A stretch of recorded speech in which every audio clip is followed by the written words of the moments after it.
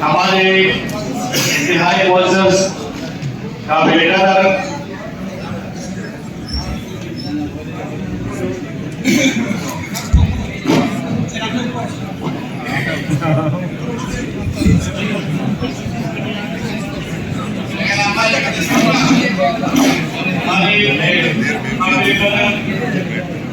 हमारे सूबे की फखर जनाब उमर खान साहब, मेरे बड़े भाई हसन बख्श साहब, हमारे मुअज़्ज़ज़ मेहमान, हमारी बहन शाहनाना गुलजार साहिबा और हाल में मौजूद मेरे अस्सलाम वालेकुम। ये आज का प्रोग्राम, आज का कन्वेंशन रूल ऑफ लॉ के हवाले से है।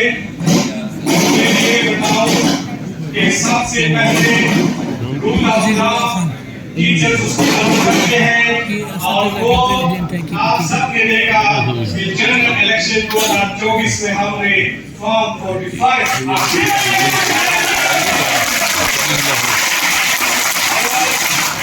हमारे भाई मोहम्मद खान भाई यहाँ करने की हो रही है अभी। अगर टीचर और हुक्मरान एक पेज पर आ गए तो कानून की बालादस्ती भी होगी और इंसाफ का वोट बढ़ा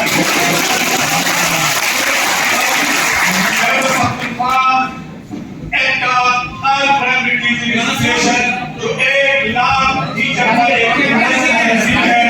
हम इस मुल्क में अपने सूबे में रूल ऑफ लॉ चाहते हैं कि हमें कानून की बालादस्ती इसलिए नहीं कि लोग सब बाहर आए हैं, लोगों को तकलीफ है। अगर मुल्क में रूल ऑफ लॉ कायम हो जाए हकीकी मानों में तो आप सबकी जिंदगी जो है उसमें आसानियां पैदा होगी। लोग एहतजाज किसके करते हैं, रोडों पर किसके करते हैं, कानून पे अमल दरामद नहीं हो रहा, आईन पे अमल दरामद नहीं हो रहा। मैं आपकी वसादत से आप सबकी ज़हन में ये बात लाना चाहता हूँ कि इस मुल्क का टीचर, इस वतन का टीचर इस मुल्क के लिए किसी भी कुर्बानी से नहीं करेगा। संभालने के लिए हमारा जो किरदार है वो हम अदा करेंगे। लेकिन खुदारा हमारे जो भाई हैं, जो नाइस हैं, उनको हम ये कहते हैं कि हम आपके साथ हैं और आपके साथ भी और रहेंगे।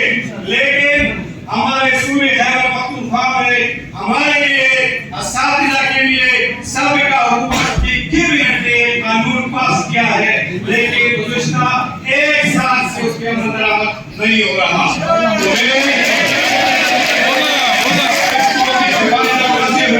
अपने भाई उमर साहब से ये बात कहना चाहूंगा कि अब खैबर पख्तूनख्वा में 2/3 अक्सरियत से पाकिस्तान तहरीक इंसाफ वापस आ चुकी है। तो हमारा जो कानून है जो सूबाई कैबिनेट ने मंजूर किया है, अब उस पर अमल दरामद करने का वक्त आ चुका है। इसलिए नहीं कर रहा था, ये कारनामा पाकिस्तान तहरीक इंसाफ ने किया है तो क्रेडिट इनको मिलने की वजह से उस पे वो खामोश रहे। लेकिन कानून है और उस पे अमल दरामद इंशाअल्लाह अब जरूर होगा।